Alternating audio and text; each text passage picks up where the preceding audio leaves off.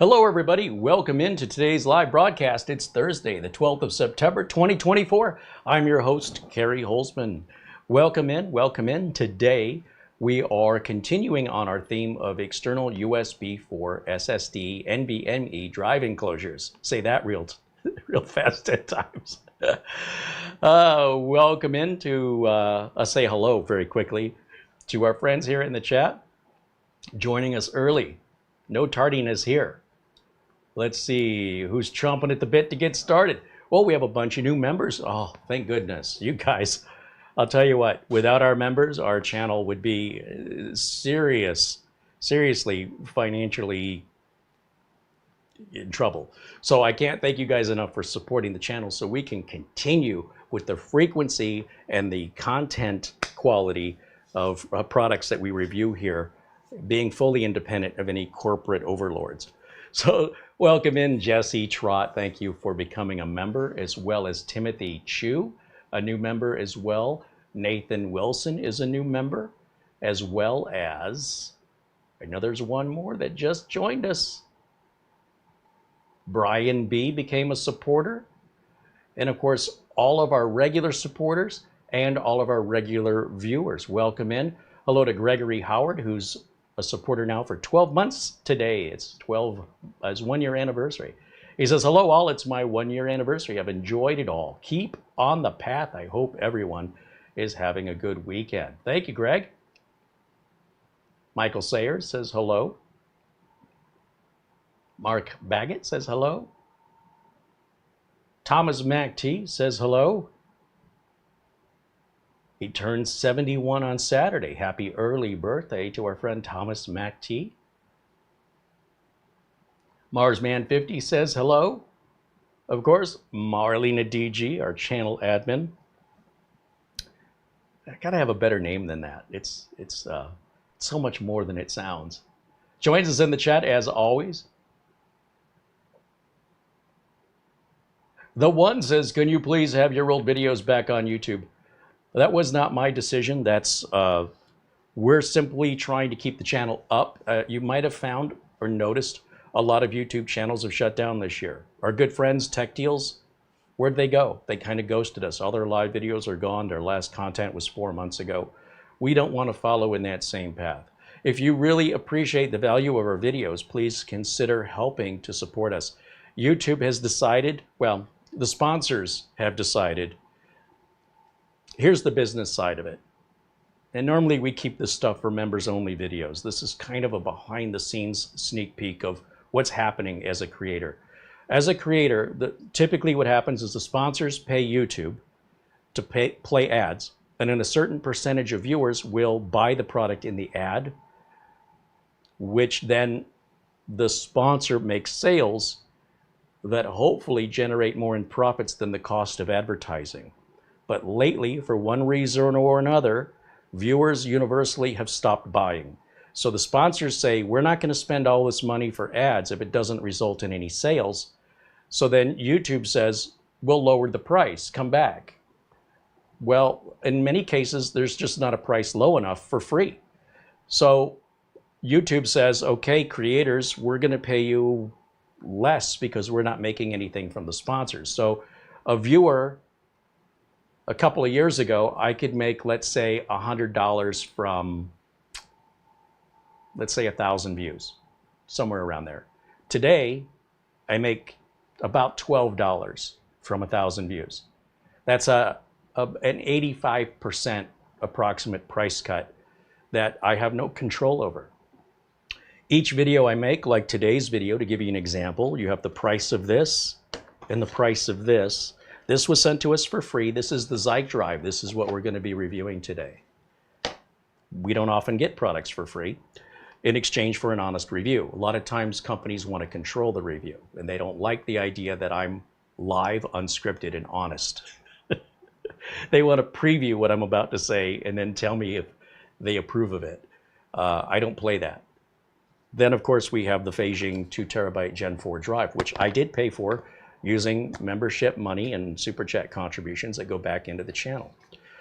You'll find that PC builds They're just no longer getting views. Look at the view numbers, not just on my channel, but everybody's. All the views have gone down. Sponsorships are few and far between now.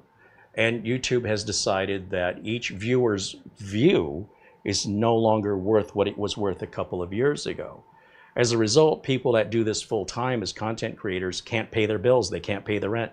They have to just drop YouTube or just keep it as a hobby. If you like our video content and you value it, that you want it back, well, what we've done in order to stay in business is we've made our old content, anything older than 12 months, is in our archive, going all the way back to 2008.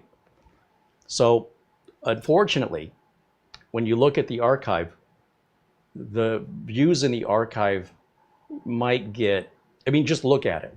Don't take my word. Look at how many views a video from 12 months ago has on my channel, and then come back in a couple weeks and look at it again, and you might see 10 more views. So what's happening is it's crowding the channel. It's making the YouTube algorithm less useful to our channel. The YouTube algorithm is always changing. You'll never figure it out. And there's no point in trying to appease the algorithm, because even if you're able to, it'll change next week. So it's a big waste of time. Our core viewers are what we rely on, and we appreciate that you guys enjoy the content. We hope that if it has value to you, you'll help us to keep the channel up, because we cannot count on YouTube anymore, and we can't count on those ads. You're still getting the ads, but now you're going to get 6 ads instead of 2, because now it takes 6 to make, for YouTube to make essentially what they used to make off half of 1. So that for YouTube, the ad revenue is less. For the creators, we get less of a cut of what's less already of the, we're just trying to stay keeping what we're doing. All right. So no matter what happens in the future, I want you to understand at this point, our future is in the hands of our viewers. So these memberships are critical to us. If a membership is $10 a month and we get approximately just a little bit more than $10, $12 from 1,000 views, your one membership is worth 1,000 views on YouTube right now. So your membership is far more valuable to us. Your view, it used to be your view was what was getting us paid. It isn't anymore. If you want to know why, this is what's happening. I hope things turn around. I hope this isn't going to continue to get worse, but if it does, so long as we have members, we're going to keep marching forward. So the future of the channel is in your hands. All right, so I just wanted to take a minute to explain it. It's not our idea. We're just trying to keep the boat from sinking. And you can imagine just how appreciative we are of our members knowing this now. And this is universal across the entire platform.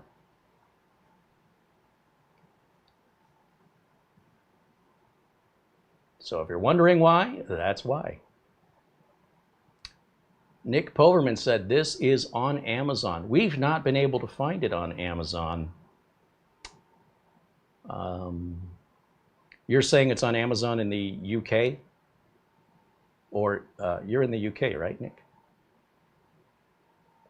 It's not on Amazon.com, unless it was put there in the last 24 hours, which I don't think it was. Our friend Buster, a member now for 28 months.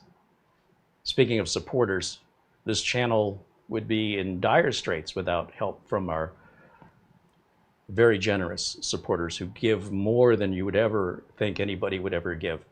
Our friends like Buster, Peter Laycock, Oystein in Norway, Peter's in Scotland, Frankie B in New York, and how come I always forget one, Mara? Why does that happen? We have a relatively new, very generous supporter lately. I said Frankie B.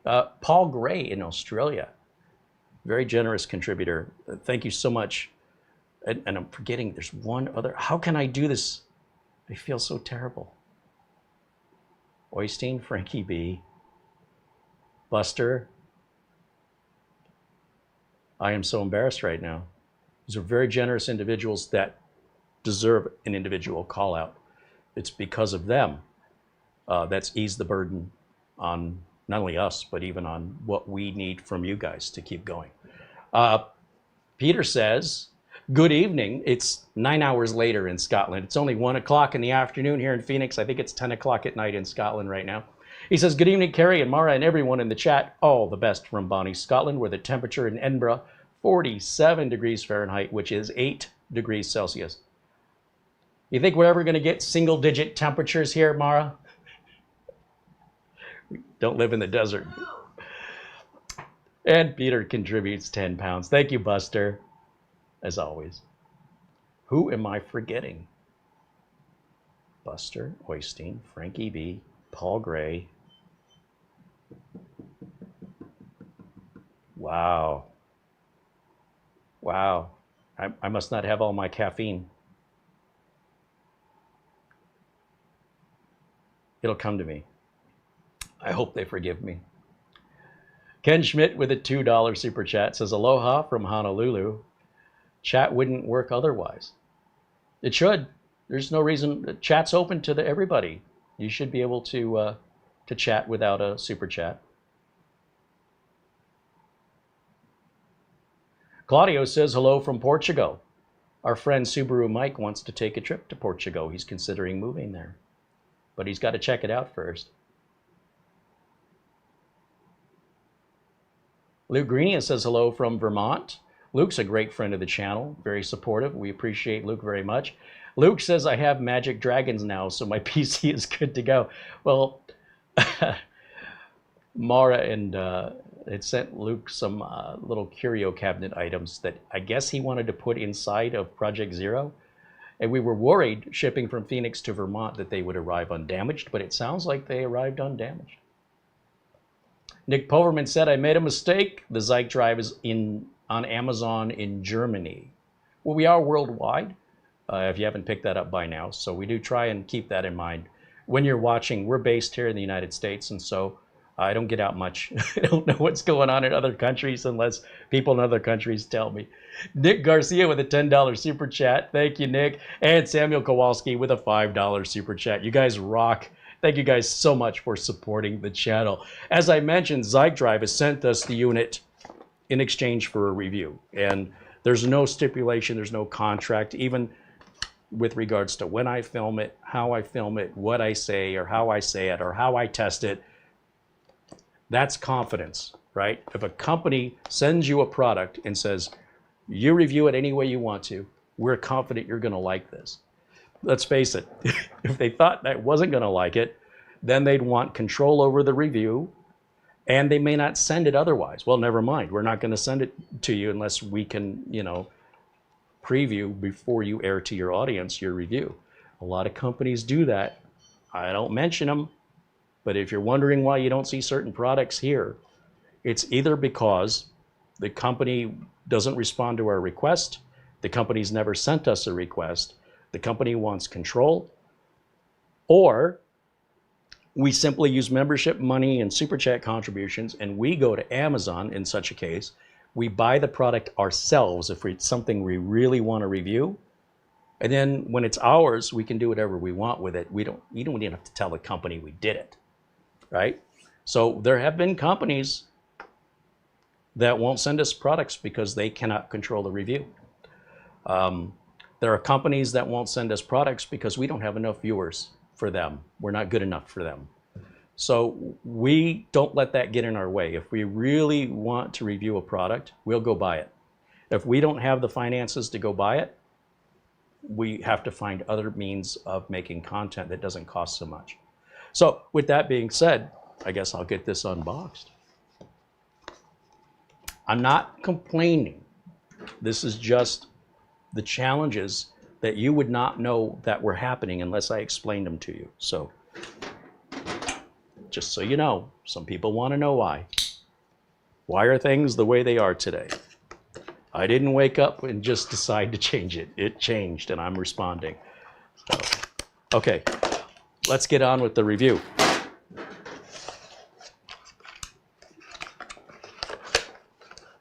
Now yesterday we tested the Orico NVMe enclosure. It has a little fan. I had a little bit of struggle with the lid. I had a little bit of struggle with the toolless little mounting plug. And I dropped it on the ground and it fell into a box of parts because we're still moving into Studio C. It was the worst place for me to drop it. It took me an hour, but I finally found it. Put it back in the box. I'm hoping the Zike Drive will have an easier opening process and an easier toolless installation process. I think the speeds will be similar. I think the prices are relatively similar. I know the Zike Drive will be sold on Amazon eventually. They're just not there yet. I think the Orico Drive has been out longer, so you need to give them some time to get the forms filled out and everything to sell on Amazon. But in the meantime, we have a link to this product in our video notes, in our video description, if you want to click on the link to learn more. We're going to look at that together here in just a second, but first I want to show you what's in the box. We've got the instructions. We've got a USB C to C cable. There's no Type A adapter, so the Orico came with a Type A adapter. So points to the Orico on this one. Orico, unless there's an adapter in here, I don't know. Everything's done live, unscripted, and unrehearsed, so we're experiencing this together for the first time. It's the best way, I think, to emulate what the end user does when they receive a product, most of which don't read the instructions, most of which just rip the box open and get started and try and figure it out. So I'm emulating that typical customer behavior, but we're going to share it, so we're doing it together. Yeah, there's no, it sure would be nice if we had a separate USB Type-C to Type-A. This is supposed to be USB 4. Is it Thunderbolt 4? I think it's Thunderbolt 4 too. Backward compatible. Well, if it's backward compatible, where's my Type A? This is the little plastic hanger that's you're hearing rattling around in the box. You know, when they hang it on a shelf at a retail store. Remember retail stores? Toolless installation, Type-C, backward compatible, supports M.2 SSD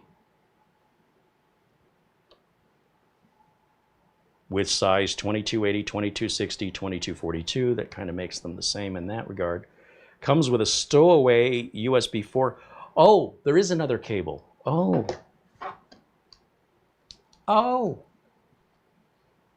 But is it Type A? Let's find out. Carey, you're Type A. I know. Where was Computex this year? In Type A. Okay. It's got a clear plastic cover. I guess that stays on. And then underneath of it is the giant aluminum. The whole thing is a giant aluminum heatsink. I think it's aluminum. And right here, you push this forward, I guess. And you have a little teeny tiny short USB-C to C cable. Again, no Type A. So you basically, you have two Type-C to Type-C cables. The only difference is length. I guess the idea is if you really want this to be portable and you don't want to forget the cable, because that'll ruin your whole day. Okay, that's cool. It obviously adds to the, I mean, if you look at the size of this, this is much, much wider because of the way that they're housing that cable. I don't think that's really helping heat dissipation since it's so far away from the drive, but what do I know?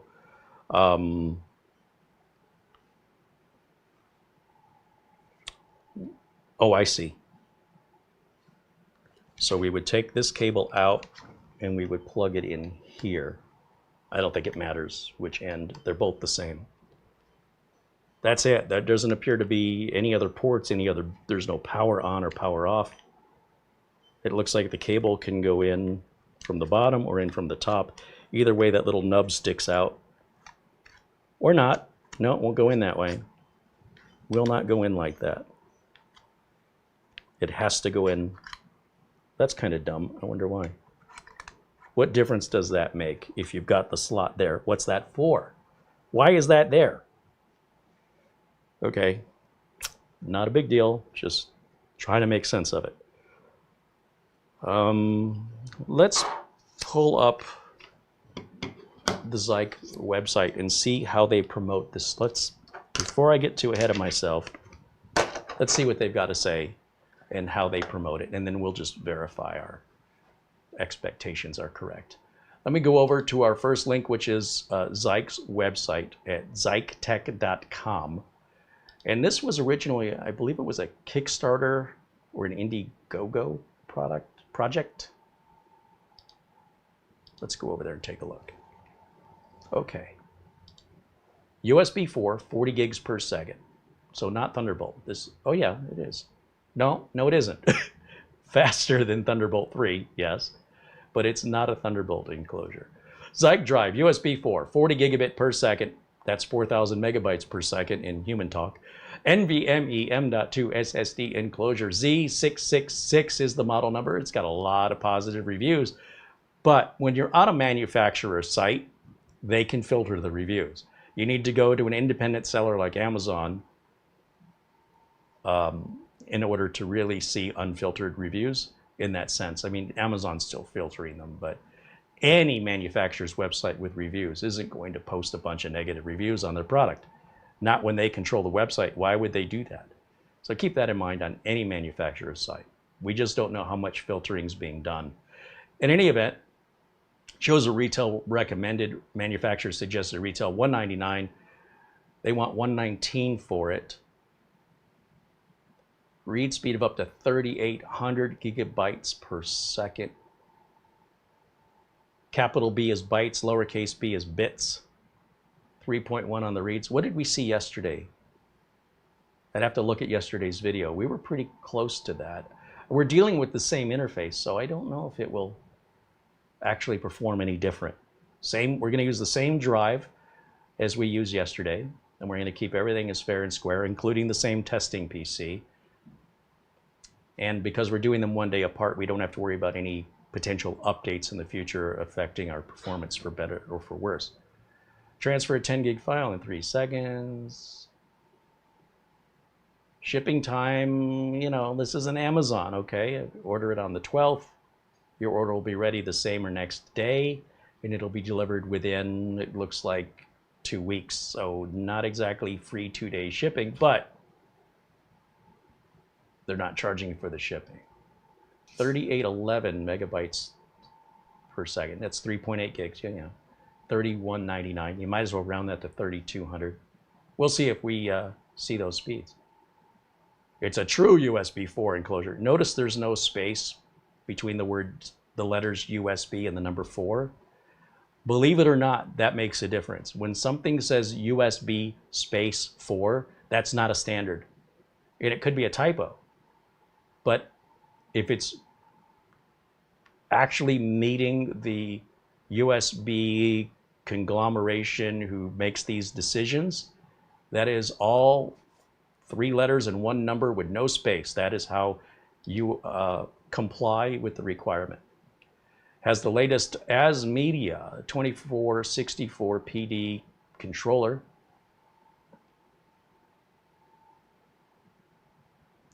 A built-in cable slot, comes with a USB 4 cable, comes with 2 of them as we've already seen, supports 4 SSD specs. Oh, it's referring to the form factor size, 2280, 2260, this is the length. 80 millimeters long is the one we use most often. 60 millimeters long, 42 millimeters long, 30 millimeters. These smaller drives are typically lower performing and can often be more expensive, and they're designed for tablets and smartphones and things where that matters. You definitely want the 2280 for the best value for the money, the best performance. Zike Drive is made of aircraft-grade aluminum alloy. It's a wide heatsink that can dissipate heat for the SSD. Even when the Zike Drive is transferring a large amount of data at high speed, it can maintain a low external temperature. The excellent heat dissipation performance not only protects your device, but also the included protective case can protect your hands from being burned. Well, that's, I've never had my hands burned. I've had them that they're a little uncomfortable, right, when they get so hot, but not so much that it would burn. Not quite sure what their precedent for that is. It'd be nice if you could name a product that actually could burn your hands. I'm not aware of one. Zike Drive works with any USB-C device, such as a Mac, a PC, an iPad, a PlayStation 5. Oh, PlayStation 5. Xbox and more. It connects well to devices using Thunderbolt. Oh, it does use Thunderbolt.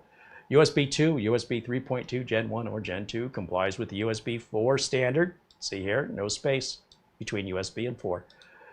Supports PCIe Gen 4 by 4. And it's backwards compatible if you want to go slower.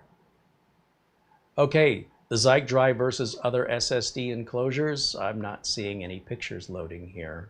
Let me refresh. There it goes. Okay. Interface. Oh, they're not naming anybody. Okay. Probably don't want a lawsuit. They're showing they're faster. 3401, they're showing as their fastest current USB 4 SSD competitor, and they're a little bit faster, 3811.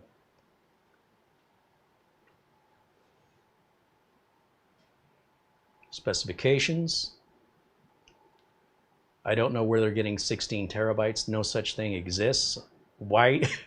This might be a typographical error. You notice the numbers always double. 1 to 2 to 4 to 8. What happened to 8? 8 actually exists. You can buy an 8 terabyte NVMe. There is no such thing as a 16 yet. As we film this, there's not one you can buy. But maybe in the future, well, certainly in the future.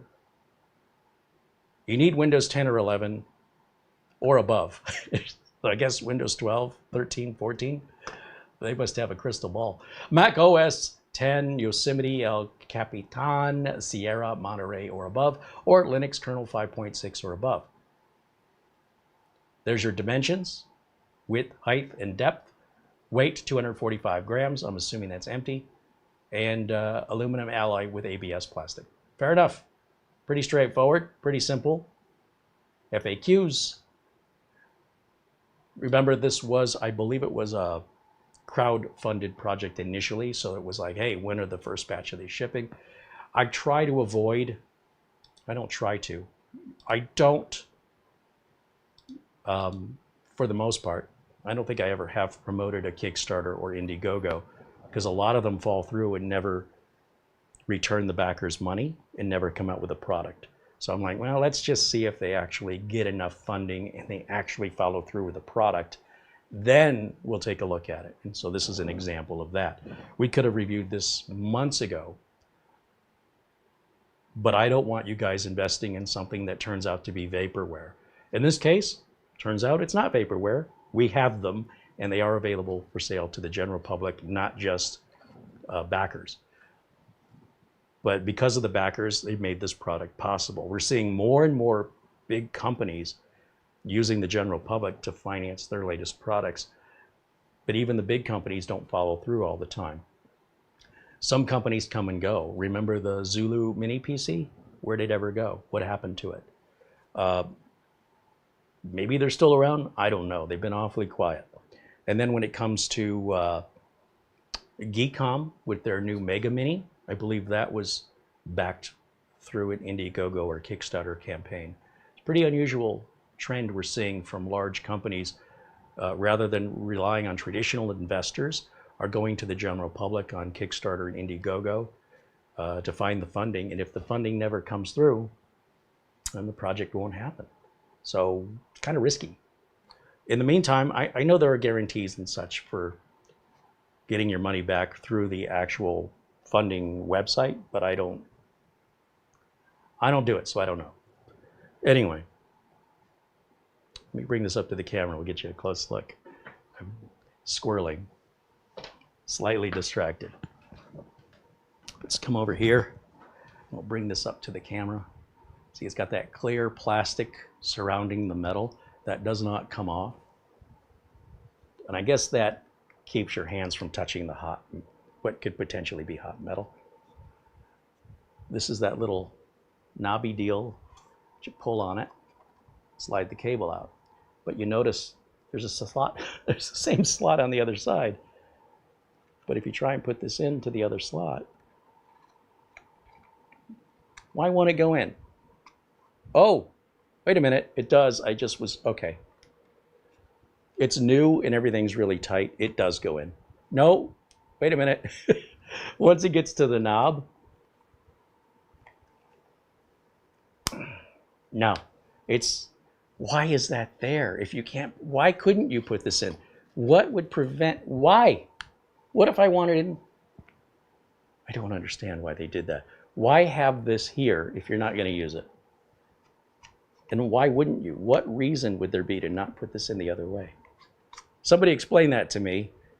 It annoys me. Look at the difference on the other side. That just slides right in. Super easy. So I don't understand. Now, on the back, that is our USB Type-C connector. And as far as putting the drive in, you'll notice a seam with a little lip here. Where the other drive yesterday, we had to slide it a little bit. I think this one, it's my understanding, you just pull up on it. Oh. Yeah, just pull up on it. We've got thermal tape already applied, so all you have to do is remove that protective cover. And we have a toolless little plastic piece here, which I guess these little rubber plugs come out and you move that for the shorter drives, the 2260, 2242, etc. We're all the way in the back for a 2280, and you really only want to use a 2280. I think support for the smaller drives is not going to be adopted by most owners of this device. Very small percentage of owners of this device would need to use the smaller size, but whatever. It's already pre-installed right here, this little retention plastic plug piece here. So they've pre-installed the plug, which the Orico drive did not do, and they've pre-applied the thermal tape, which the Orico drive didn't do. These are just differences. Whether or not it's a pro or a con, I can't say. I'll leave that to you to decide. It's not like it's that much work one way or the other. But, you know, I did drop that little plastic plug. This one looks like I'd be less likely to drop it if you really just have to turn it. Remember, I had a struggle getting the NVMe drive into yesterday's enclosure. In theory, this one should be much more like putting it into a regular motherboard where you seat the drive and rotate the thing and you're done. Let's find out. This is the same S880 fanxiang 2 terabyte Gen 4 NVMe SSD that we used yesterday. Did you get all that? It's already been formatted because we did that on yesterday's video. I just simply took it out of the enclosure and put it back in its package. A link to this drive is in the video description. If you want to buy one, they use the same controller and NAND chips as the big name brands, but for less money. So we've probably installed at least 24 of these, and we've never had a bad one. If I'm not jinxing myself, they've been very reliable, and they're very fast. They're about 7,300 megabytes per second. So that's a high-end Gen 4 drive at a medium-end Gen 4 price. Okay. Take the drive out. Get the packaging out of there. Right over there should be fine. You know what? This can go with it. Small desk. I need to clear space. Documentation. Fly, be free. Let's try this. I'm going to do this again. I am going to push my luck and hope what happened yesterday doesn't happen today. I'm going to bring this up to the camera. I have a box of cables right below where I'm about to do this. And if that little plug falls into that box of cables, it's going to suck for me to try and find it. And we don't have a spare one. Orico gave us a spare one. Of course, now we know why. So let's try this. I'm doing it backwards. If I'm showing it to you, I can't see it. So, I mean, bear with me. Let me try and figure this out. I would struggle just to have it in front of me looking at it, quite frankly. On any enclosure, I can't see through it, okay? So that is how we begin. And then this little plug spins. It spins. There. I didn't have to take the plug out. You see the shape of the plug? It's like a letter T shape. That's how it should work. Then we just turn it. We didn't have to take it out. See how much easier that is? If you can't make it that easier, just give me the darn screw, right? Because saying it's toolless, the way Orico implemented it, I think a screw would have been easier. That's it. Our installation is done. We just have to put the cover on. But before we put the cover on, we need to remember to take that protective plastic covering off our thermal tape here. And look, it has a peel tab, a pull tab. Look how much easier that was to remove. Is that a deal breaker if it doesn't have a pull? No, it's just nice. I appreciate the consideration from the manufacturer. Now, how does this go back on? Does it go on this way or does it go on this way? Does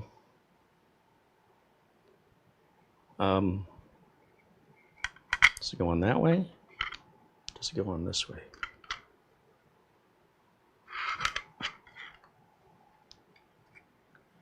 Well, let me show you. And again, I think they could have been a little more helpful with an arrow or something, 2 dots. Whatever happened to the little alignment dots? Give me a dot on the side or on the end and a dot on the end, and I align the dots. Has nobody ever tuned up a car in 1984? You get the chalk and you mark the harmonic balancer and you mark the timing chain mark and you hit it with the strobe light and you twist your distributor until the lines line up together while it's rotating. Or a record player, you want to make sure it's spinning at 45 RPM. Am I showing my age? Do I need to explain what a distributor cap is and what a record player is? Apparently, we've all forgotten the basic alignment rules. Even as technology is advanced, we still need to align it. So what I'm looking at on the bottom of this is there is what do you want to call that? Protrusion on one end, but it's not clear to me what that protrusion's for. Other than, well, now that I'm looking a little closer, I do see a dimple in the same shape. So I guess that protrusion, okay, if I took a minute to look at it, but I really wish I didn't have to figure it out. I wish it was just give me a little white dot. You know what? I can grab a black Sharpie marker and put a black dot here and a black dot right. No, black won't show up on black. I'd have to put a silver dot on the black, then a black dot on the silver, and then that would remind me which way this goes on. But you just set it on top, I guess. You don't slide it in. You just push it down. Maybe. Maybe. Maybe not. Not going in. What if I got it backwards? Got to put it in the right orientation. Sure would have helped if I had some alignment dots. But that snapped. No, it didn't. Did not snap in. Hold on. Still something not right. What am I doing wrong? Maybe you put this end in first, then close. That seems to have done it. Okay, we're ready for testing.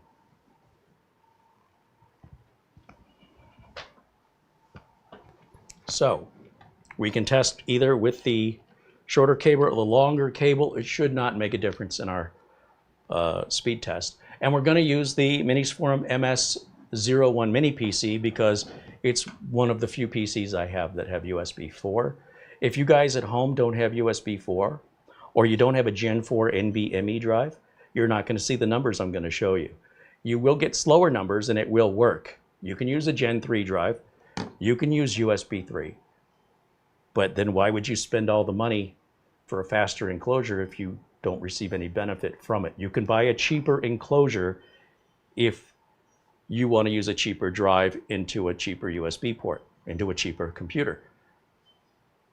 If you think you're future-proofing, I don't really think you are, because when and if you ever upgrade, USB 5 might be out.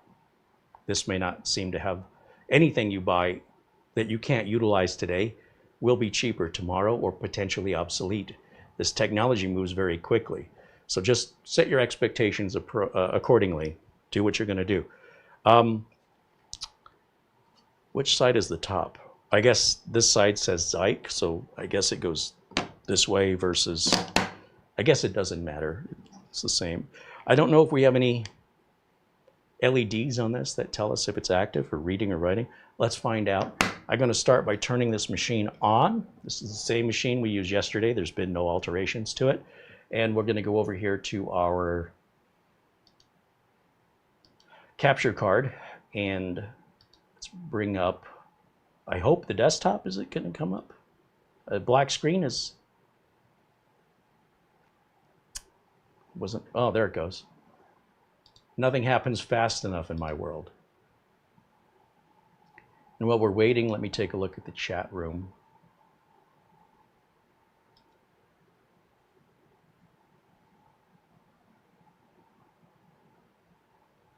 See if you guys have any questions or comments here.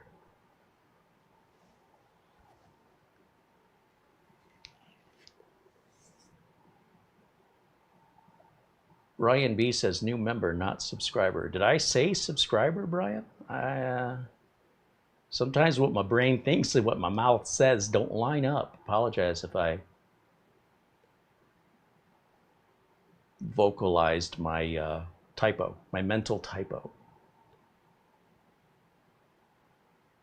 Nick Poverman. Oh, I'm confusing Nick Poverman with Nick Caffrey. Nick Caffrey's in Europe and Nick Poverman's in the USA, and he had said that he found the Zike Drive on Amazon and then said, no, my search result was actually Amazon in Germany. Again, I'm very confused today. Bear with me. You know, we all have days like today. Apparently, today's mine. Let's keep scrolling through, see what else you guys are saying.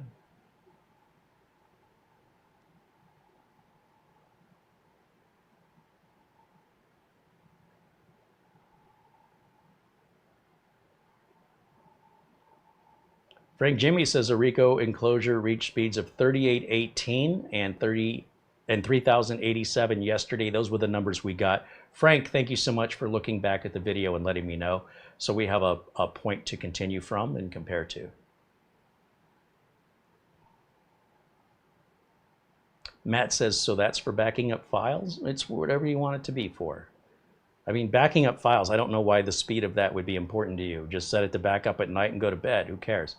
But if speed is important to you for whatever reason, you can know that this is available. If you don't need this level of speed, you can save money and not buy something. If you don't need a Ferrari, you can save money and buy a Chevy, okay? So for those who can afford it and can justify it, or maybe they don't justify it, maybe they just want it and they've got the money to spend, even though they don't need it, well, that's acceptable. It's not my default, right? My default is there's got to be a reason for buying this other than I want it. That's just how I was raised. But sometimes I have to remind myself, sometimes people just want stuff for no other reason than it's emotional. I wouldn't recommend to my professional business clients they buy anything that is below their needs or over their needs because of potential maintenance costs, and the initial cost to acquire it is much higher. Unless it's something we foresee we're going to need soon, so we're not repurchasing again anytime soon. So my attitude comes from a business perspective where I'm trying to help my clients not underbuy and not overbuy to meet their needs today and in the foreseeable future, and we get it right the first time. But when we're dealing with the general public, there's a segment of the general public that says, I have no reasonable, practical reason for owning this. I just want it. And you know what? That's valid. It's absolutely valid because I'm not selling it to you, right? I'm not the one taking on accountability and responsibility. My job is to help customers solve problems. And if it's an emotional thing that you want, it's not solving any problem, or at least not one I can help you with. So acknowledgement for that, it's valid. I'm not saying it's not valid, just not my default way of thinking. So let me go full screen over here on our desktop and no, you know what? Hold on. Let me grab camera one and let's go into the corner. Then you'll get both. And you'll see what I'm about to do here. So we're going to grab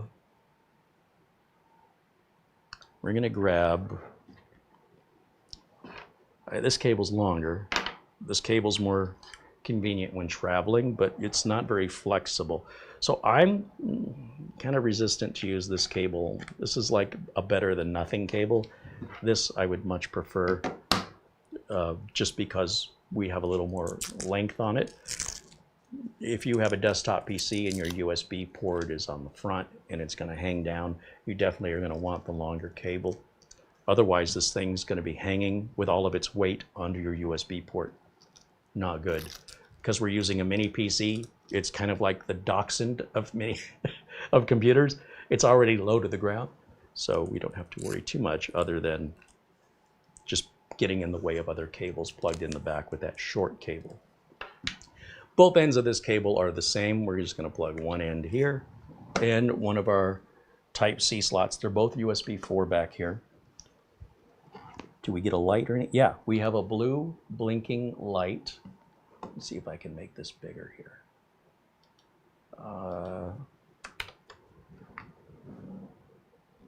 See the blue light? So just like the Orico drive, just one light apparently. But that's good. That tells us when it's blinking, it's doing something, right? Whatever it's doing something. You never want to unplug it when the light's blinking. That's true of most flash drives or any kind of USB storage. Now, let's go back to putting me in a corner. And let me grab this keyboard and mouse. They're plugged in over on the mini PC. And I need to go full screen on my side so I can see it the way you guys at home see it. Everything's super tiny for me on the creator side. Now, I'm going to bring Crystal Disk Mark Portable up. And, oh, I better verify the drive is detected first. Orico. Oh, I named the... Oh, that was a mistake, Carey. Let's rename the SSD NVMe drive. Silly me. Silly me. Okay, I should not have named it, but let me keep my story straight here and let me go to properties and let's change this to wrong keyboard. Turn the keyboard on first. ZikeDrive. Remember, we're labeling the NVMe drive. So I'm calling the NVMe drive itself Orico or Zike Drive because that's what I see when I click on this PC or that was the logic behind it. And they just confused myself because I moved it. All right, that's how we got there. The drive appears, it's all there. Let's run diskmark 64, and that was drive F, correct? Yeah, drive F is the 2 terabyte drive. There's no other 2 terabyte drives in this mini PC, so that has to be it. And we're gonna hit the all button, and let me just verify. Yeah, we're running. Dwayne Blackwelder renews membership, now a member for 22 months. He says, hello, great content. Thank you, Carey. Thank you, Dwayne. Thank you for renewing membership and for being a part of our community here. All right, Gatorade break.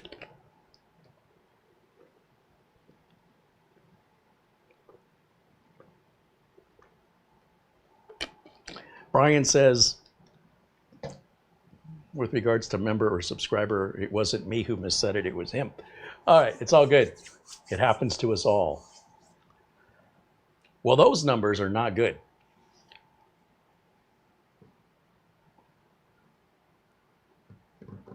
Something ain't right. When we do live and unscripted videos, you can't make stuff like this up. We're missing something.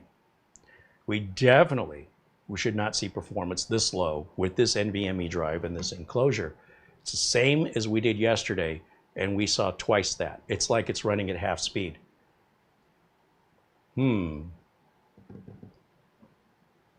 Why would it run at half speed?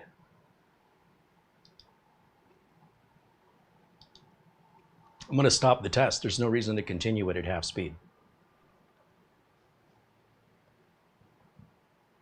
I'm going to reverse the cable. Let's do that. And the reason I'm reversing it, it's not the direction of the cable that matters. It's if I seated it well enough. I have this really bad habit of not pushing the cables in far enough. HDMI cables. If you've been watching this channel, power cables, I'm too gentle sometimes, said no one ever. But with delicate electronics that aren't so delicate, I probably need to be a little more forceful. So let's see if reseating those cables helped. And by reversing it, it forces me, don't just push the cable in. That's not good enough. You need to take the cable out, put it back in again. So to make sure, to force us to do that, we just turn the cable around. But let's do this again. If I got to use the right mouse. Let's see. I hope that's all it was. Come on.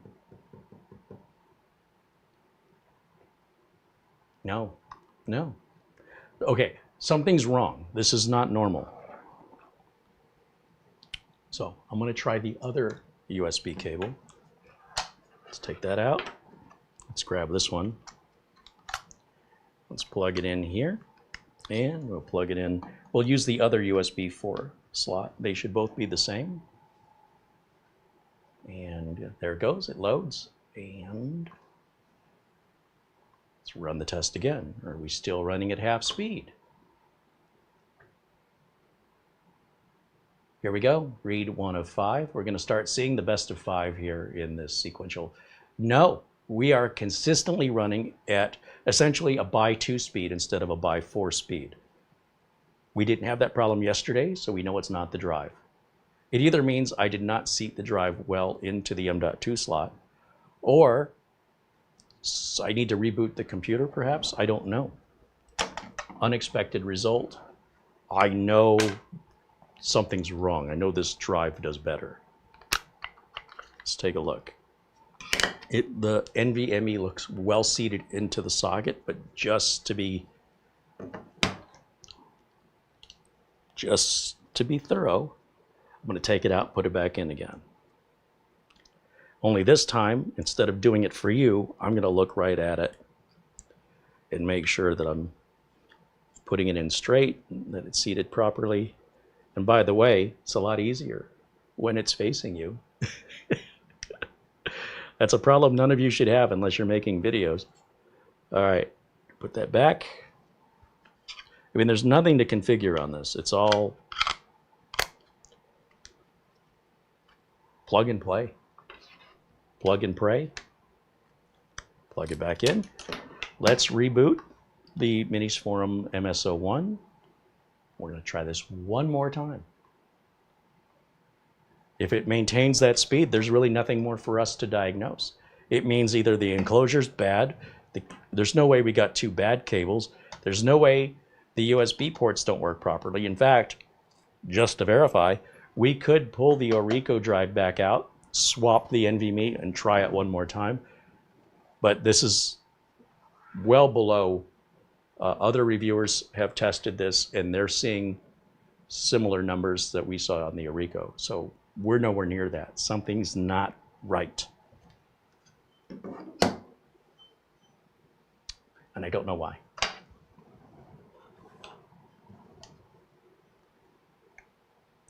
Guess I'll put the cable back. Oh, well, things got interesting. When things go wrong, that's when the video gets good, but not necessarily for the manufacturer of the product. But it is what it is. It's all real. Not scripted. This isn't choreographed. It's, I don't know. Not supposed to be this hard. Okay, let's plug the drive back in. Right back here.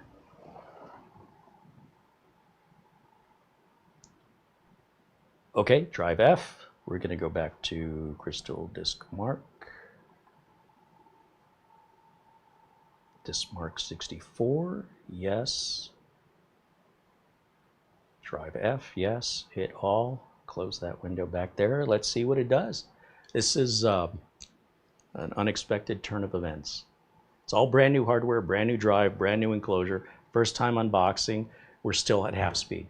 We are absolutely at half speed. So basically, We don't need to run this test any further. We know for some reason we're only operating at ×2 speeds. I don't know why. However, here's what I'm going to do. We are going to go full screen on camera 1 because I want you to watch this, and I want the manufacturer of the Zike Drive to watch this. And what we're going to do is we're going to unplug it, and very simply, we're going to take the test drive, our fanxiang S880, out of the Zike Drive. We're going to put it back in the Orico, leaving the computer on, nothing else is changing, and see if we're going to get 2000 out of the same drive. Or is it only happening on the Zike? Maybe something changed with the NVMe drive between yesterday and today, and I damaged it somehow, where it only runs at 2x speed, which that would be a talent if I could actually do that. But you know what? I've surprised myself before, so I want to make sure I'm not the one doing something wrong here. Let's set the Zike aside. Let's get that Orico back out. This was what we did yesterday. And then it slides that way. I left a little plug in. Now on this one, I now know. You got to take the plug out, put the drive in. The groove closest to the top of the plug goes into the NVMe drive first, and it's got to be vertical to align with the hole in the circuit board below, and then you push it down and then turn it. It makes it real easy to drop that plug. I have the thermal tape. I left it on the included heatsink. I'll put that back on just like I did yesterday.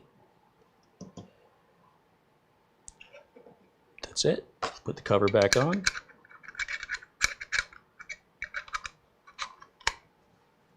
Right? Nothing up my sleeve. We use the Orico's included USB-C that has a USB type A adapter included that Zike Drive does not give us. So if you have USB type A, you're on your own. Okay, we're going to plug that in. And USB type A would be slower, so we want to use type C. I only have 2 type C ports back here. I've already tried them both on the Zike Drive. Our blue light has come on here. And of course now the drive says Zike Drive. It's back to Orico.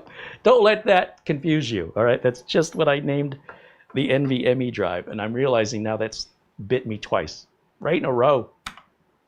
All right, let's go back over. Let's go back over to camera 2, or our input here, and I can go full screen so I can see it the way you guys do. Here's what I think I need to do, is I just need to go to the My Computer piece, this PC, I keep calling it the old school name, and let's just rename it one more time to nothing, and then I'll stop confusing myself. Or at least partially. I mean, I'm always going to confuse myself. Okay, so now we're just back to no name. Let's run Crystal Disk Mark one more time, right now, where everything is still unchanged, and see if we only see half speed. Are we going to get 1900? Are we going to get 3800? Place your bets. What do you think? Is it the drive? Is it the enclosure? Oh, there it is, 3800. That's twice the speed of the Zike Drive. So, what's happening? Any ideas in the chat room why we would see such an extreme difference between the 2 drives?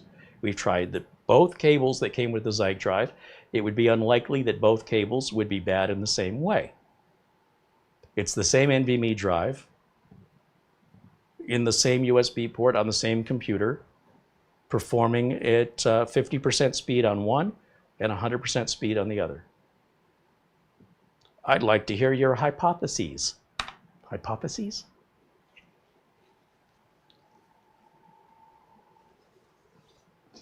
David Collins suggests it might be the USB negotiation speed. But why, if they're both USB 4, why is one negotiating USB 4 and the other one isn't? What would explain that? USB 4 is a standard. It's clearly a standard that works, right? The PC seems to be accepting it. The Enclosure from Oracle seems to accept it. The NVMe drive seems to be fine. So, other hypotheses? Samuel wants me to try the Orico cable. But here's the thing. The Zike Drive, we've tried 2 different cables from the Zike Drive. There's no way those 2 cables are going to be operating in a negative impact identically. If we only had 1 cable, I'd agree with you. I don't believe that the Oracle USB cable will make a difference. Because if that's true, that means that the Zike Drive performance would be the same for all reviewers. And as far as I know, I'm the only reviewer that's ever had a negative number come up, or a half-speed number come up. So we'll go ahead and let that test finish, let it run, and in the meantime, let me see what else you guys have to say.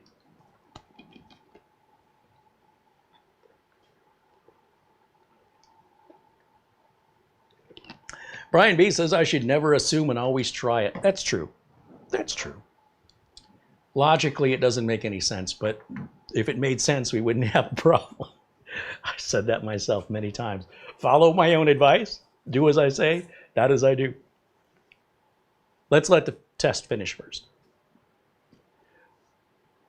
David Graham says maybe they shipped the wrong cables. I don't think they make anything else. I don't think the company that makes the Zike Drive has other products, do they?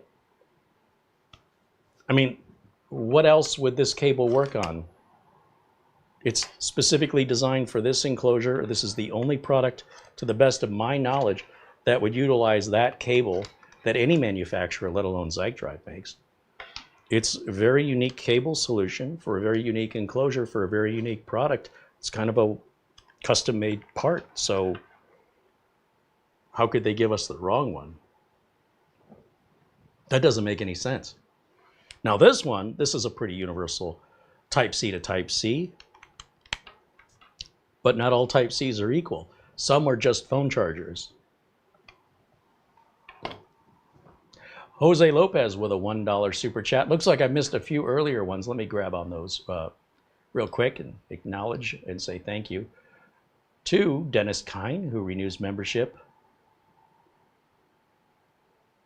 Doesn't say for how many months. Welcome, Dennis, back to membership. It looks like maybe he left and came back. Peter VZ with a €1 super chat contribution. Charlie Purdy with a $20 super chat. Very generous. Thank you, Charlie.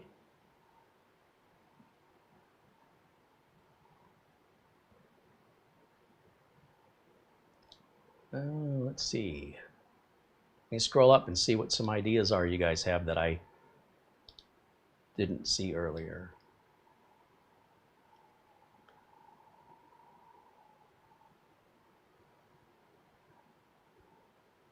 Is it running hot? No. Same port. There's only 2 ports. We used them both today just to see. There's a left port and a right port. They both performed exactly the same. Make sure you're using a USB 3 on the Mini. Yeah, can't get it wrong. Well, it's USB 4, not 3, but I understand what you meant.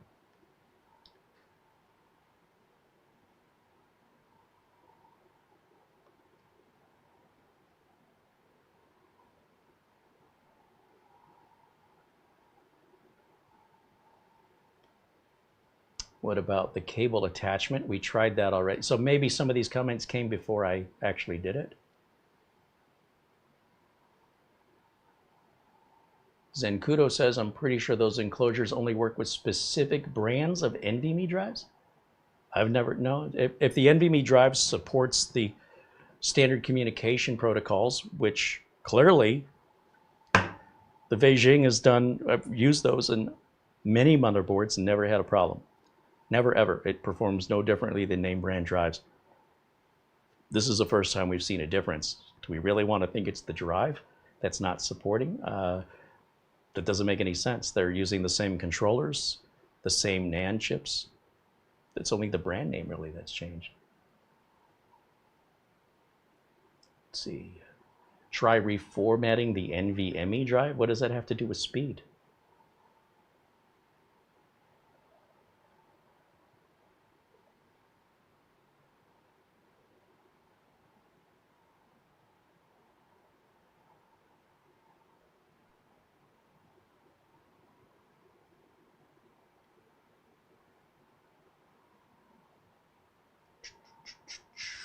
read those already.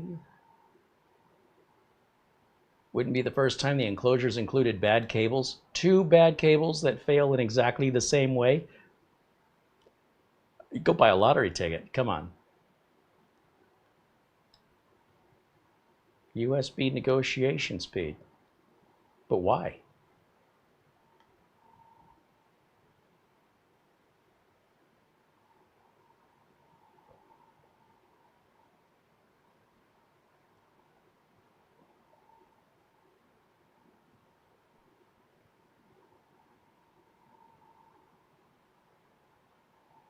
Might just be the board itself. Yeah, could be.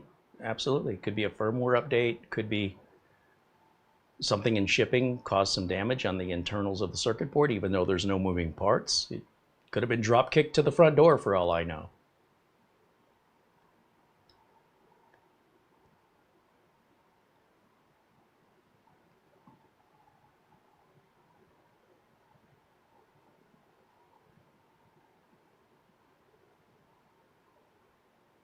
Carey, try to use Zike Drive firmware update tool for Windows from website. Oh, is there a new firmware? Use the Zike Drive cable on the Orico. I like that suggestion, Brian, because then I don't have to take the drive back out and move it, because that might take, 2 minutes of effort. Switching the cable's much less effort, and that should equate to doing the same the other way around. So great idea. Shame on me for not thinking of that. See? That's why we need you guys. All right, let me jump back over. Yeah, those are good numbers. Those are really good numbers.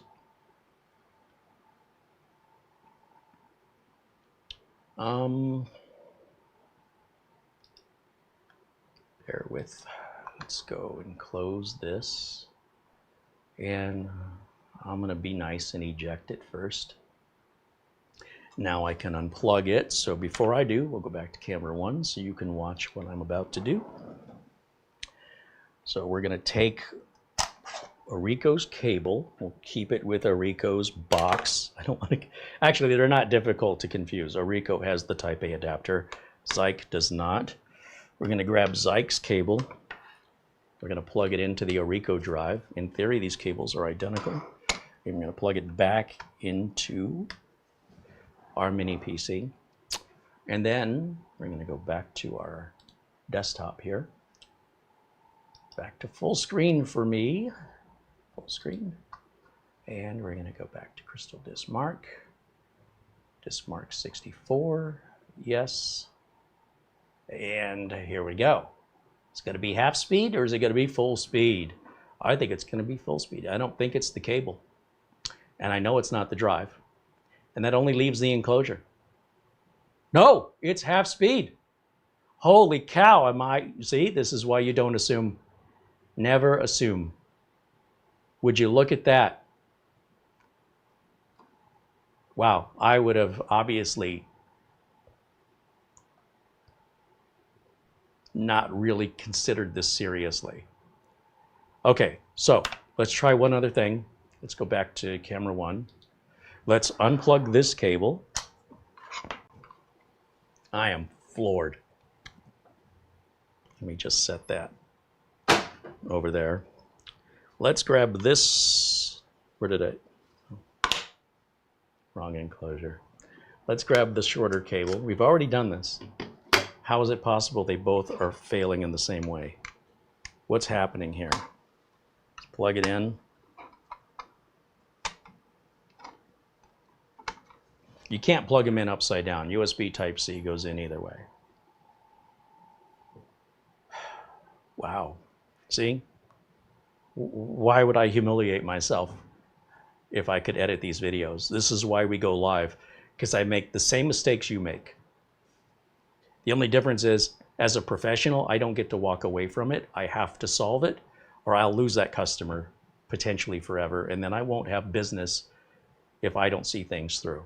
So even if it's embarrassing or humiliating, the good news is those are lessons that will stick with me because I was embarrassed.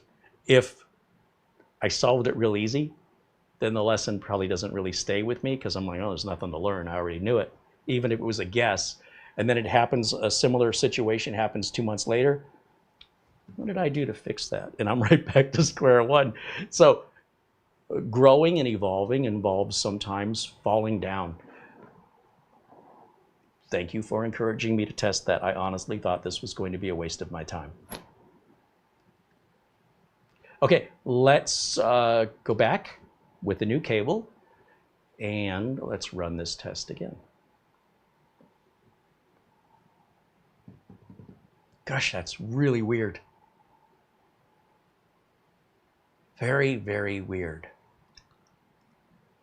Same test results. Wow. Do you believe that, Mara? She doesn't believe it either. Okay, so I guess there's one final test to do, and that is to, let's eject this safely again. Not that I need to, just I feel like I need to be cautious now, whereas I wasn't before, even though that has nothing to do with me. Okay. Weird. That's super weird. If the problem made sense, it wouldn't have been a problem. I would have solved it immediately. That's why you never, this is a prime example. I'm guilty of it. I am absolutely guilty of doing the exact same things I will chastise you to do. So I guess I need to be harder on myself. Okay, so I did not see this coming. But you know what? As long as I have an answer, I'm good. If we didn't have an answer to this, I'd be more frustrated. I'd rather be embarrassed than frustrated. Okay. It's important that I'm honest, even if it's not in my best interest to my ego. But, you know, it'll recover, I'm pretty sure. All right, let's get that back off of there. We'll keep that together. We'll put that back on.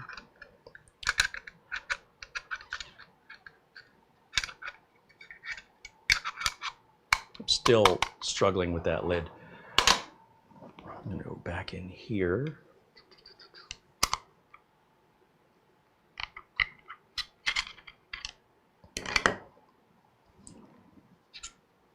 Back in here. Yep.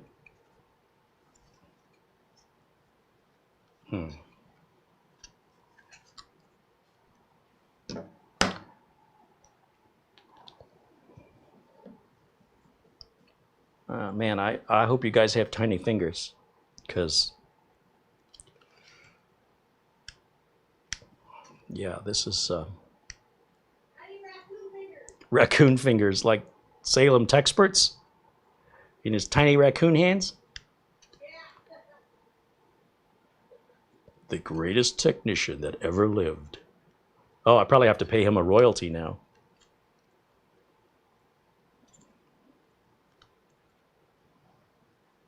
Maybe I should send this to him. Okay, this was easy before. Why am I having a problem? What am I doing different?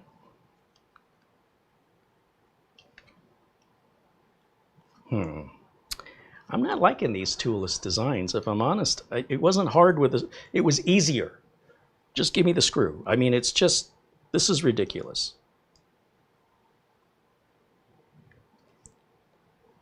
I was really thinking, honestly, that the Zike Drive was going to outperform and outshine. I could not have been more wrong. So don't believe everything you read on the internet, folks, or see. Okay, this time we're going to use Oricos USB cable. Okay, and we're going to put it right back. Everything's the same. We're not even rebooting. We're not reformatting, we're not rebooting. All we're doing is switching the cable. Crazy world. These are all supposed to meet the same USB 4 standard. It is not like USB 4 is new and we're dealing with a evolving standard. This standard is set in stone. So All USB 4 compatible USB 4 cables that meet the USB 4 standard should operate exactly the same. That's what the standard is for. Here we go. Okay, so the Zike Drive, we're right back to the same test. The only thing that's changed is the cable. Will we still get half speed? Ha! Wow. Okay, this is slightly faster than the Orico, but I mean, it's nothing. It's so negligible as to not make really any difference whatsoever in any practical use scenario. We'll wait and see what the write speed is, but it's probably going to be to the limit of the, well, let me rephrase. The read speed can only go as high as 4,000, and that's assuming you had no overhead, no parity and error checking. So if it's a 40 gig per second port, that means the fastest it can do is 4,000, period. So it's likely doing, if not 4,000, very close to it with all the parity and overhead. Now the write speed, on the other hand, writes are generally going to be slower than reads on solid state drives. And maybe, you know, there's room for growth there if the write speed is being limited by the computer and not the NVMe drive itself. But given it's likely the NVMe drive, we should see similar numbers between Zike and Orico. I don't, let's just see. We were at what, 3,000, I think, on the Orico yesterday on the sequential writes. The reason I look at sequential writes, just as a reminder, is that's the best the drive can do. It will never do better than that. All right, you can look at your 4K writes and IO and stuff like that, and that varies. What I want to know is, what is the best under every optimal condition? What's the best it will do, period? And that's what we're looking at on those top two numbers, which we're dealing with the read speed on the left side, the write speed on the right side. And that first number at the top left and the first number at the top right, those are our sequential. This is as fast as it's going to go with this drive and this enclosure and this computer. That is, it's not going to go any faster than this. That's what I want to know. Everything else is variable. Yeah, it's basically the same. So that means between the drive itself and the USB 4 40 gig per second transfer, we are saturating the bus on the read, and we're saturating the NVMe drive on the write. But both drives are imperceptibly close enough to the same as for me to not say one is better than the other, except for the cables, which isn't what we were buying. I wasn't buying cables. I was buying a drive. In order to use the drive, they include the cables. So we're going to have to reach out to our contact over at Zike Drive, have them look at the video, and advise us on how to continue. Whether that means replacing the cables, if they need to replicate it on their side. If there's a firmware update, I can't see how it relates to the cable. That doesn't seem to be a controller issue or a drive compatibility issue. We might need to send them back the cables. Why would we get two bad cables?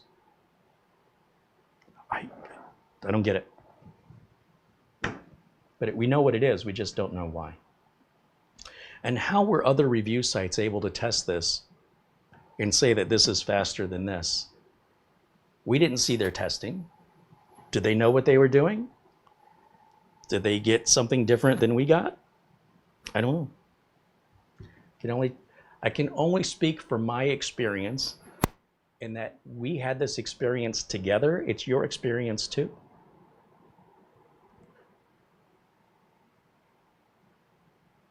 So thank you for the help, chat room. I very much appreciate that. I do. You twisted my arm a little bit, and I'm just doing it to humor you. And there you go. I don't know everything, but don't let that ruin, don't tell that to other people. Frankie B with a $5 super chat. Right on. Thanks, Frankie.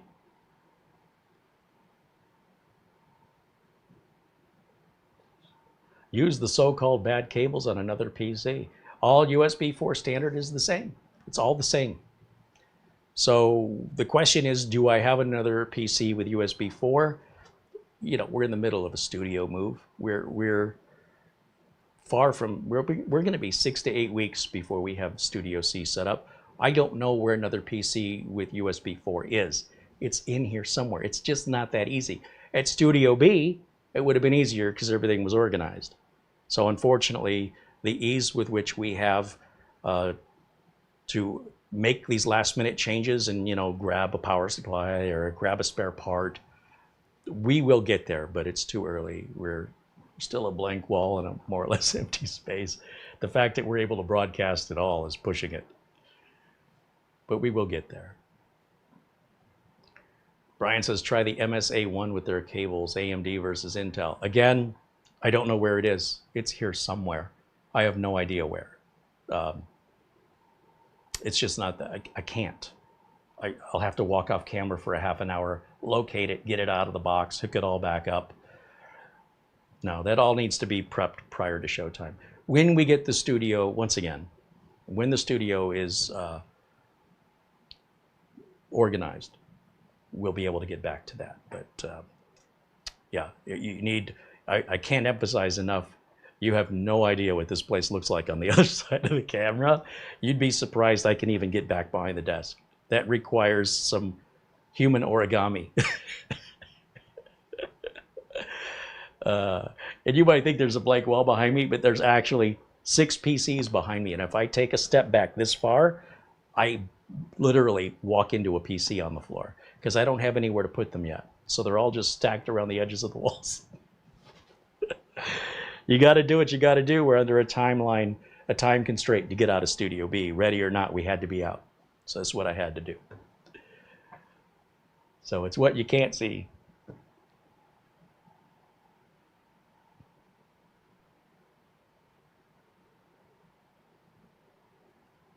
Paul House said there is a firmware update on their page, but how do you know we need the how do you know that firmware update's not already on here? And what does that have to do with the cable?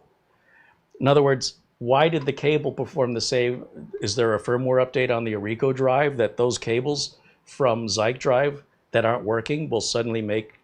It's clearly the cable. That's all I'm trying to say. There's nothing a firmware update will do to fix a cable.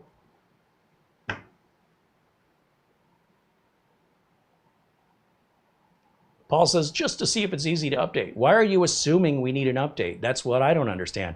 Why do you think we don't? We just got this drive from Zike Drive. Why wouldn't it have the latest firmware? And why would we potentially brick it over a cable? Like, if you're going to do the firmware on a motherboard, that's different. When you're doing a firmware on an enclosure, no company does them the same. So first we'd have to figure out what firmware version we have before we determine if there's a newer firmware version available.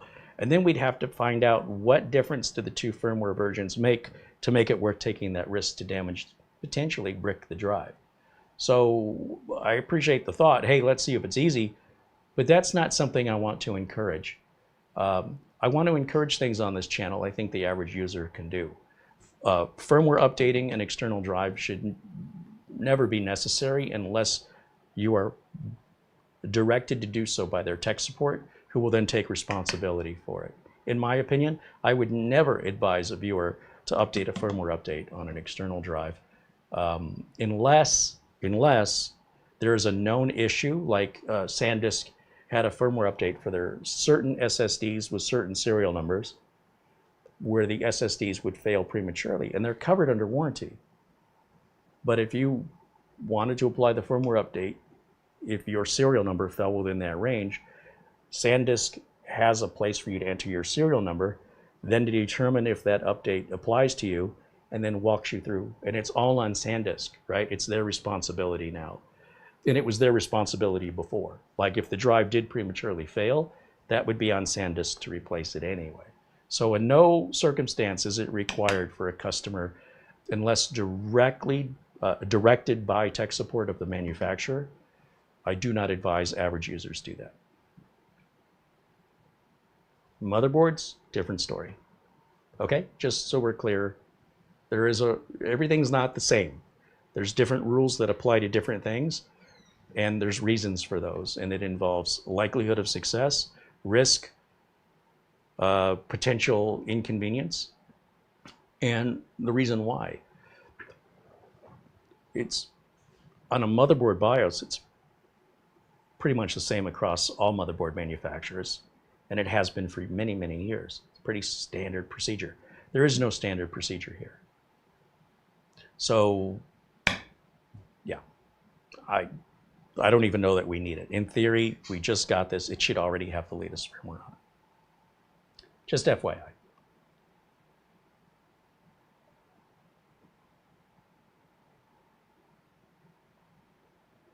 I think our focus needs to be on the problem. Firmware is not a problem. You're solving something that doesn't need to be solved. The problem is the cables. Something is wrong with the cables. That's where we need to stay focused. As a working technician, if a customer hires me to fix the cooling fan in their computer, and while I'm in there, I'm like, oh, I'm going to clean up these cables. You don't need these. And I disconnect the cables they didn't ask me to do. And now as a result, I didn't realize I've disconnected something they actually need, and then they call me back and say, hey, ever since you fixed my computer, this thing doesn't work. And it came to find out it was because I did something I wasn't asked to do, and now I got to go back and service it at my cost, and it makes me look bad. It inconveniences my customer. You understand my reluctance is about accountability. So.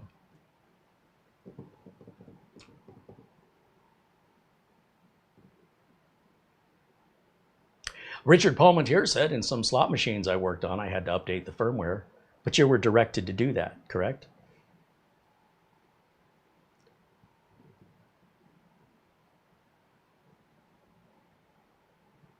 Okay, let's see what else we got.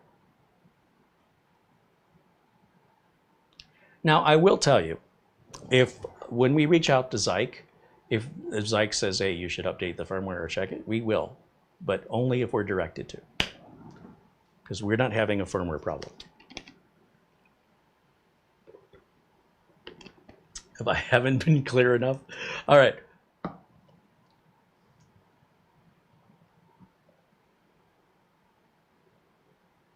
And Mara says she has reached out to them. All right, well, we'll share with you their response and how we proceed as soon as we know. You guys will be next to know. We're about 90 minutes into today's broadcast. We generally keep these at 2 hours or under. I try to.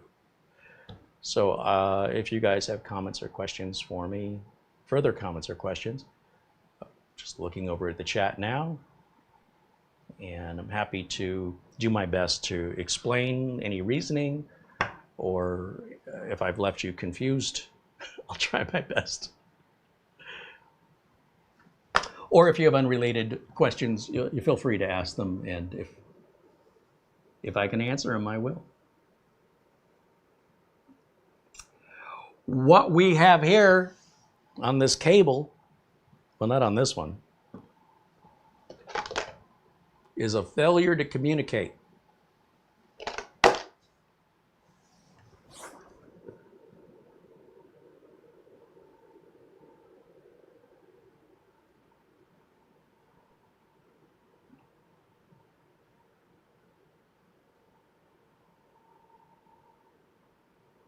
Zvi says, why would you run all the tests and not just the first one? Well, the reasoning is I want the drive to heat up, right? So if we only run the first test, and then we go from the read test to the write test, chances are it's going to perform fine. I have seen, and we've demonstrated live on other, I'm trying to think if it was, typically it was a mini PC, I think was the most recent, was where when we run the test and we do all the read tests, and then we go to the write test falls by about 80% of performance. And you're like, oh, something's not right. And it's because the drive overheated. So what I'm trying to ascertain by running the whole test is to establish the highest temp, and then switch over to the writes.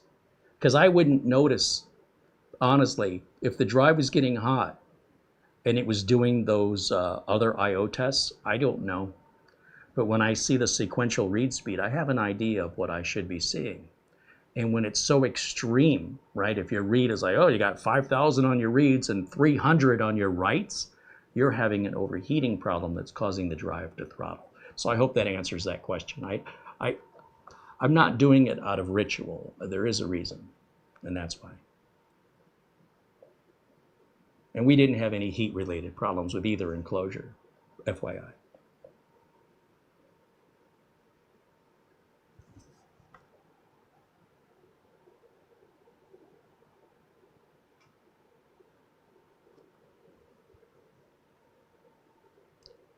Doman 2000 says, well, it does make an interesting test with an unexpected surprise instead of the usual routine procedure. I agree. I feel bad for the folks at Zike Drive. We've never worked with them before. It's not our fault, but I'm sure they're not going to be happy about it. But honestly, neither am I. This is not what it should have done.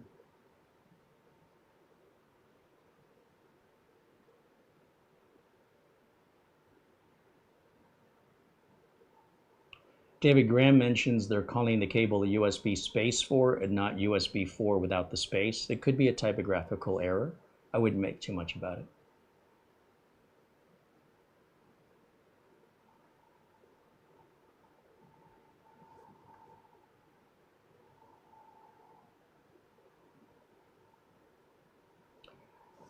Lawn Dog says, these are the videos I like to see, are great companies to see because customers are not techs and they're not often loaded with spare equipment to swap out and try. Agreed. That's why I do them. We're on the same page. I'm glad you appreciate that and you get it. Not everybody gets it. Oh, Peter Laycock saying good night. Thanks for hanging out with us, Buster. We'll see you soon.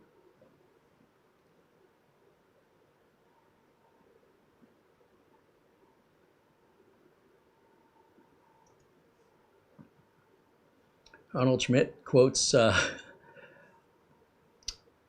Forrest Gump, life is like a box of chocolates. You never know what you're going to get.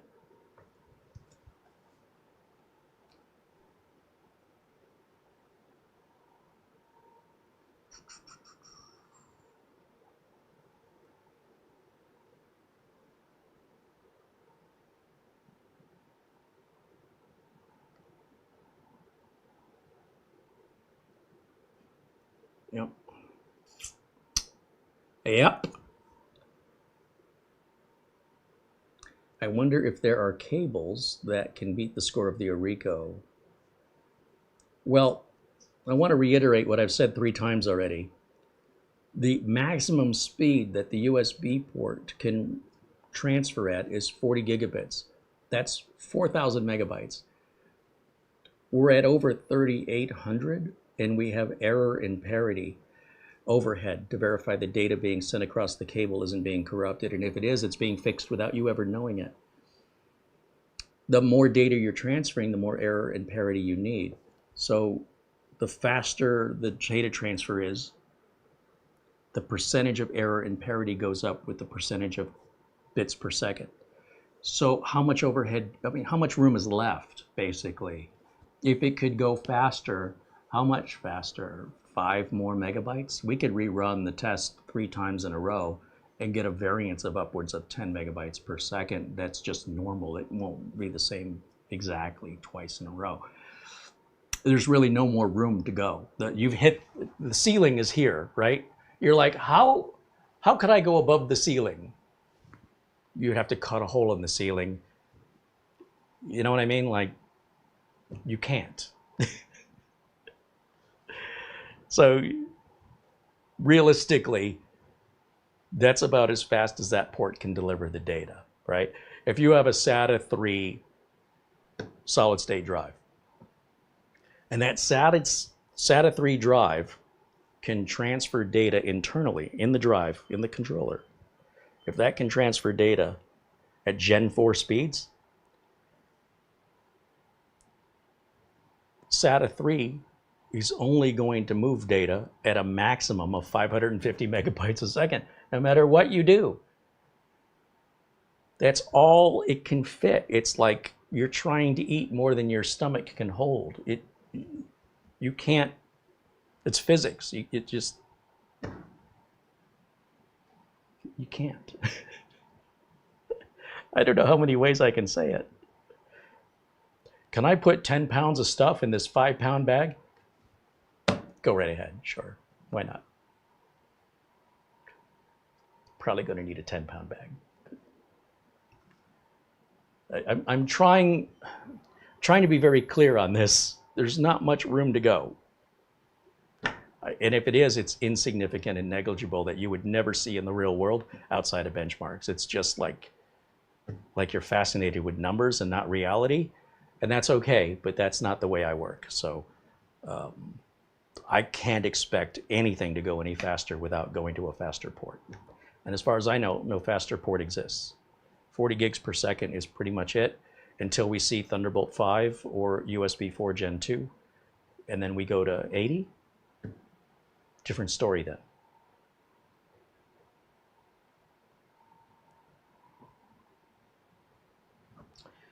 Photomix Media says, I want to hear your perspective. For you, it's important to get the latest drivers, updates, even firmware for one of your video cameras, but not a firmware update for an enclosure.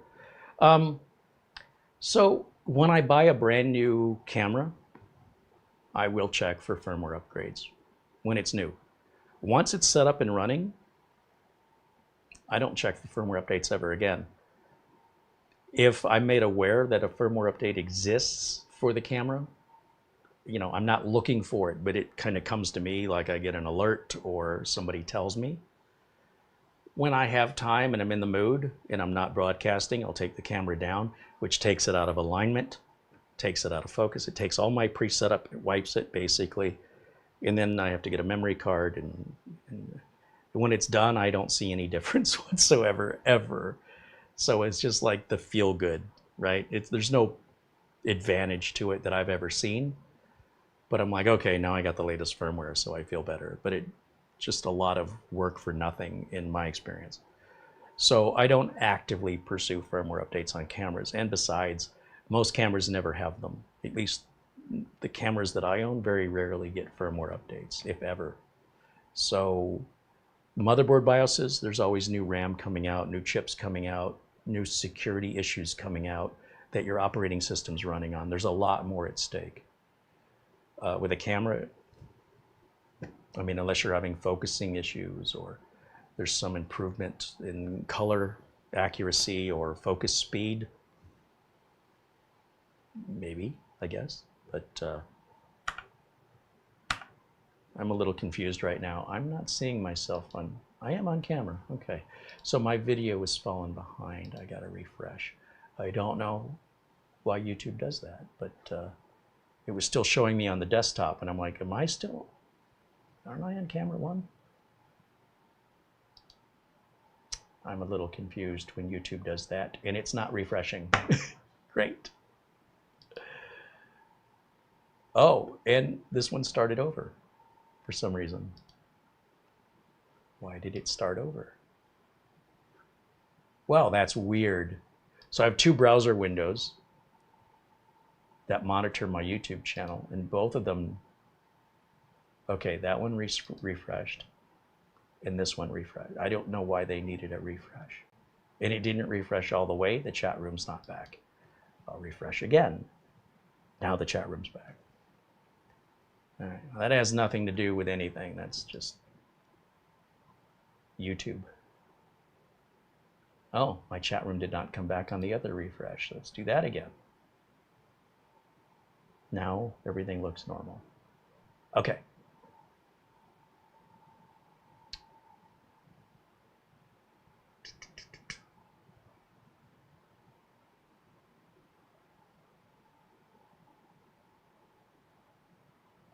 Badgerland Dan says hello. Welcome in, Dan.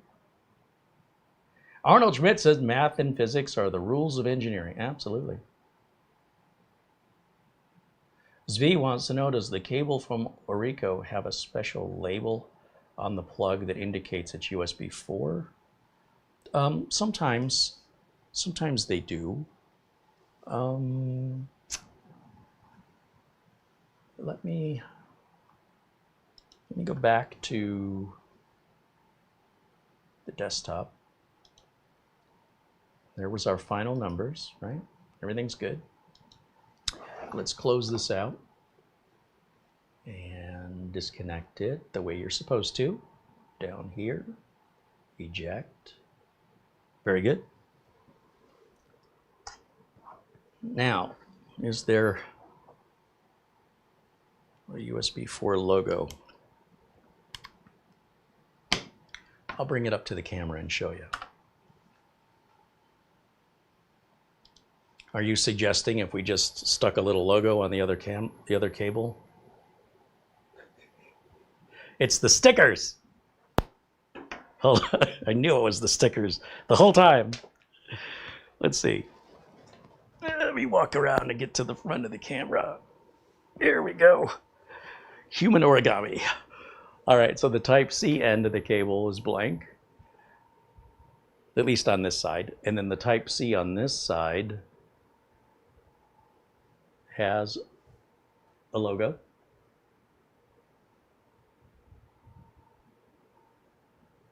says 40 on it. And the Type-C on the Zike Drive has a logo on it.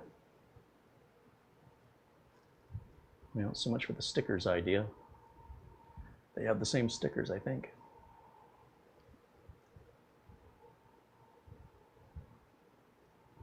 I can't tell if that's upside down or not.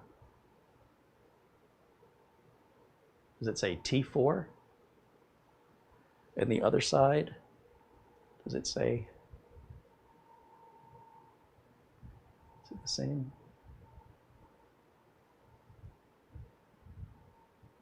It says Zike.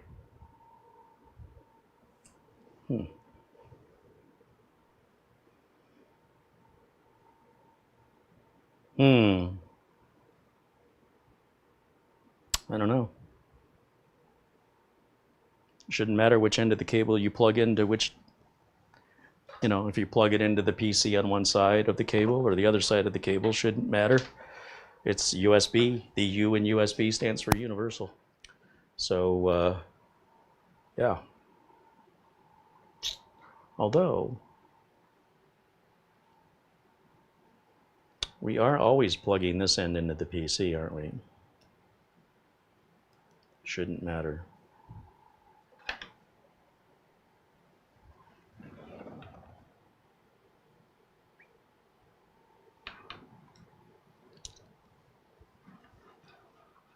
Oh, it doesn't say anything. It's just an arrow going up and down. Now I can see it. And this side says Zike. So if the side that says Zike goes into the Zike drive, this is the dumbest test ever. But now that I've been humbled, you know, now I'm questioning everything I thought was true. Maybe everything I thought was true is not true anymore. It should not matter.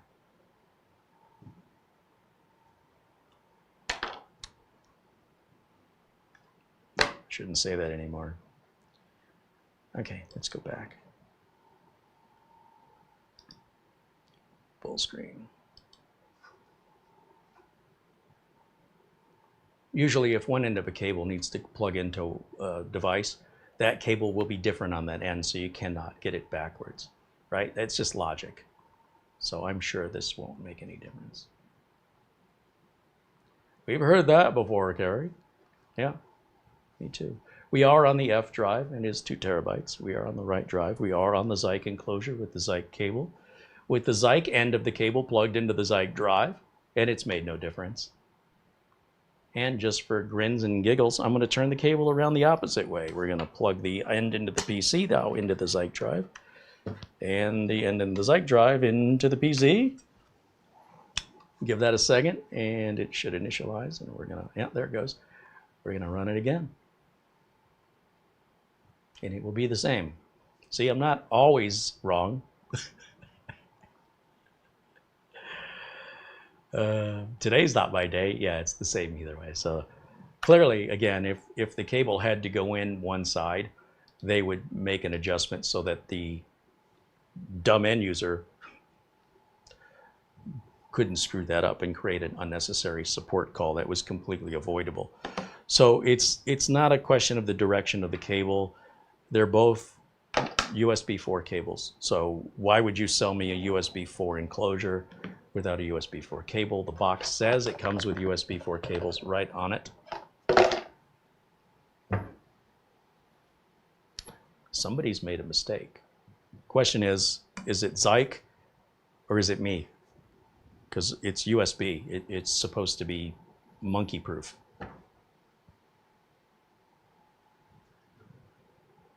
David Graham contributes $2 in Super Chat. He says, I have an HDMI cable that's one directional. I don't think you do. No, I don't think you do, David. Thank you for the Super Chat, though.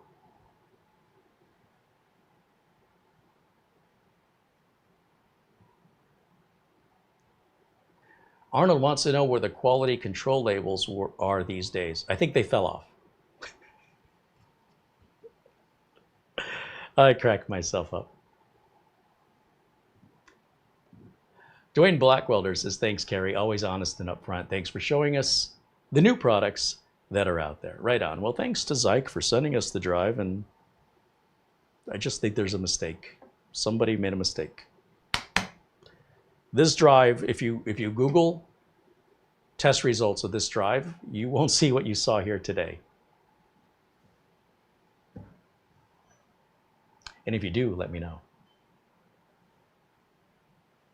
Easy Utter wants to know what are the chances of getting bad cables. That's what I'm saying. How weird is that?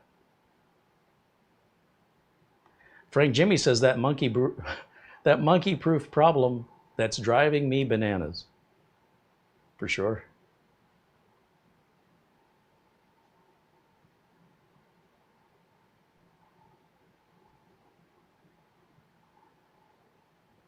Website states it comes with 2 cables.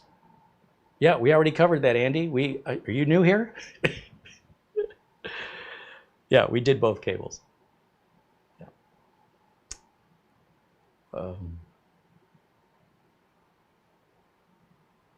What else?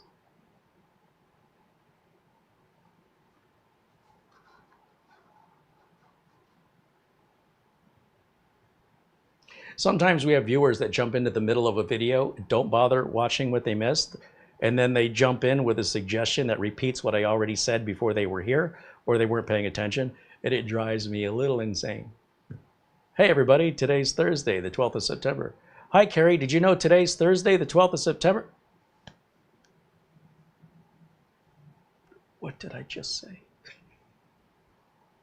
It's the downside of doing live video is, you know, if we put DVR mode on, and I don't know if we have it on today, then people are watching 20 minutes behind and they're answering questions I asked 20 minutes ago, and I'm confused. Why are they talking about this?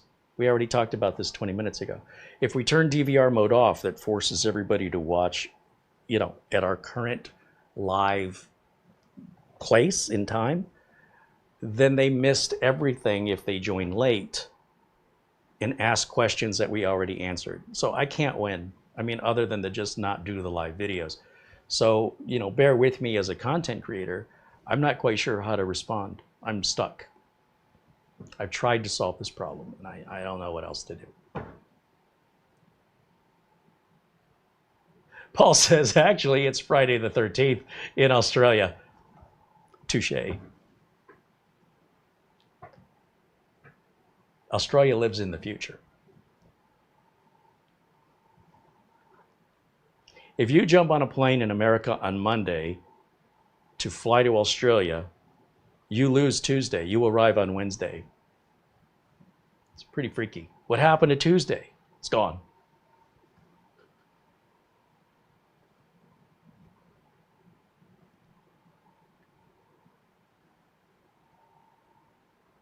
David Greb insists he's got a one-direction HDMI cable. I've got HDMI cables that are 25 feet, 30 feet long. They're not unidirectional. Send me a link to it, David. Let me see it, because What happens if you turn it around the other way? It doesn't make any sense. How does the data, if you turn the cable this way, the data's got to go down. And if you turn it the other way, the data can't go up. It doesn't make any sense. Show me a link. Please.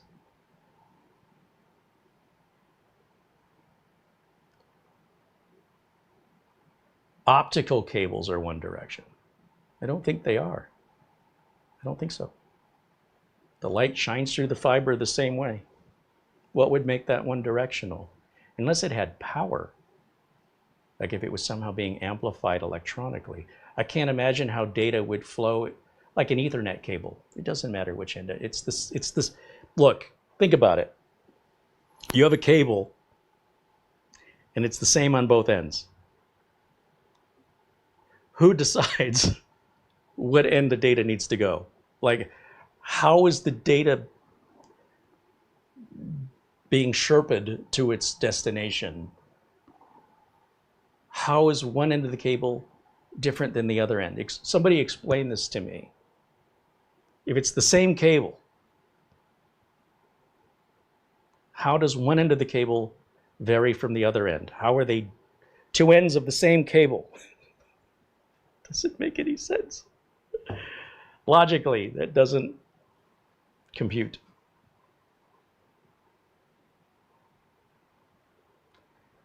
Doman says there are special long directional cables with extra circuitry. If there is electricity in the cable that's boosting the signal, then you want to boost the signal at its source, not at its destination. But it would have to be longer than 10 feet long. On an Ethernet cable, you'd have to go more than 100 meters. On an HDMI cable, you'd have to go longer than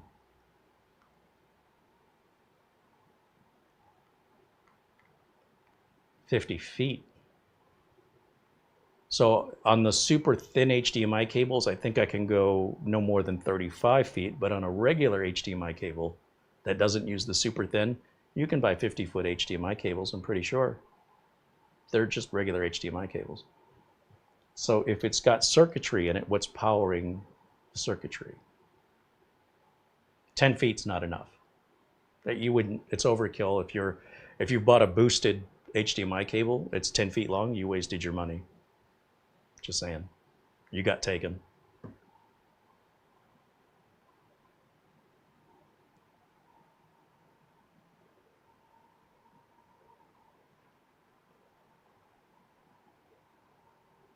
Duplex fiber is both ways. Well, I know nothing about fiber, so I believe you.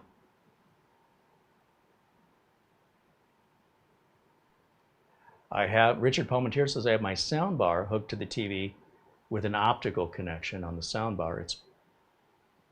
The sound bar is powered with an adapter, but not the optical cable. To be clear, what do they call that optical cable? It's called a Toslink cable. Doesn't have any power in it. Just light. And the sound bar, it needs power for the speakers, as would any speaker. I'm not aware of a powerless speaker. Other than, well, let me rephrase. PCs used to have those little speakers. They go beep. And so they would get everything they needed from the audio signal for the little beep. Yeah. Paul Kitching says optical cables are just light tunnels. Correct. Yes. Ron Barnage says directional HDMI cables are more advanced than regular HDMI cables. What problem do they solve? I don't understand. In what scenario would you need a direct? How come in my entire life on this planet Earth, since the invention of the HDMI cable, I've never required one? Why would I buy one? What problem does it solve? I'm not debating whether or not they exist. I'm debating when you would need one. A 10-foot cable would not require power, would not require directional. Correct me if I'm wrong. I've got plenty of 10-foot HDMI cables. What am I missing? In fact, I have plenty of 25-foot HDMI cables we use in the studio, broadcasting. You see and hear me, right? I'm so confused. Are we talking about the same thing? I don't think we are. Doman says longer distances. That's what I said, right? Like extreme. You'd have to have some extreme distances.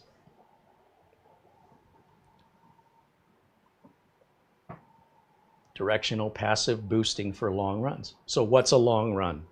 Is 10 feet a long run? David Collins says 75 to 100 feet. You're talking about an HDMI cable? That makes sense, yeah. David Graham says 50 feet and it's marked this end to source. Oh, 50 feet. Well, I have a 50-foot HDMI cable.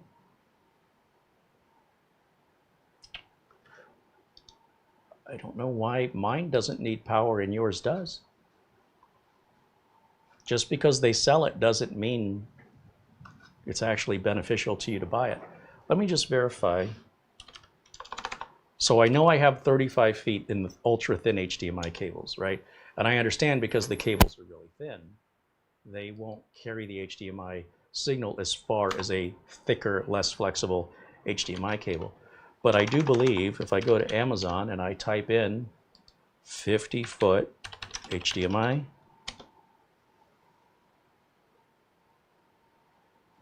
there's no power. It doesn't matter which end you use. You don't need that for a 50-foot cable.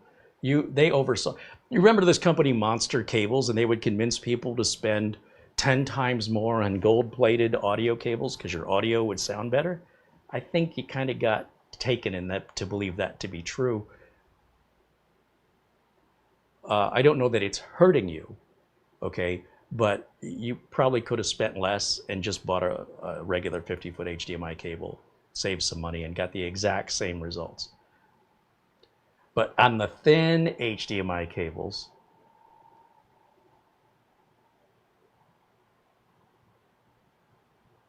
I think 35 feet is as far as you can go.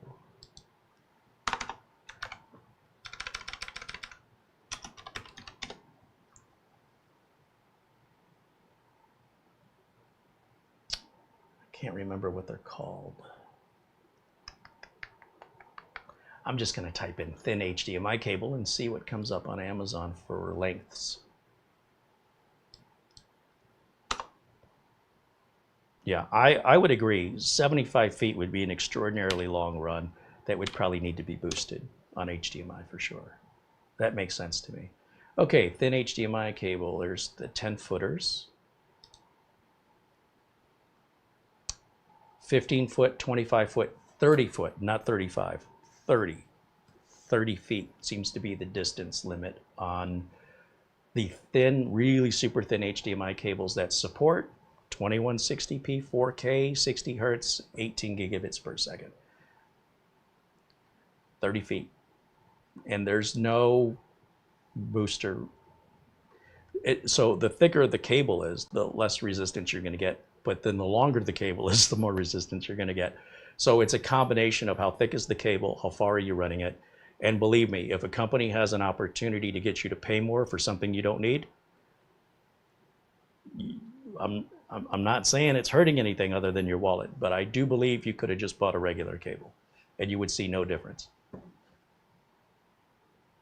At distances at 50 feet or less anyway on HDMI.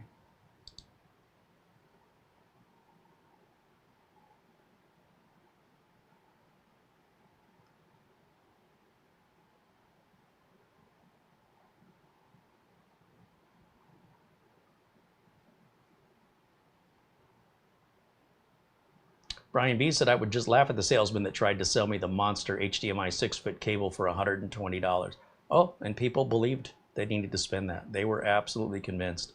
And it works. So as far as they know, they needed to spend it. They don't know any better.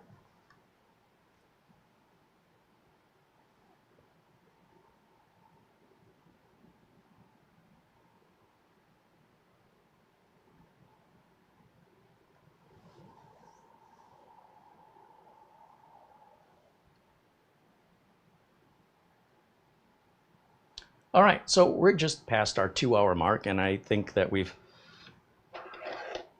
we've gone a long way from, well, I mean, we're on cables. I mean, I see how we got there to video stuff versus data stuff, but at the end of the day, it's all data anyway. These days, everything's digital.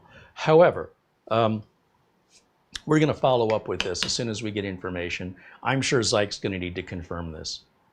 They're probably not going to believe it either, right?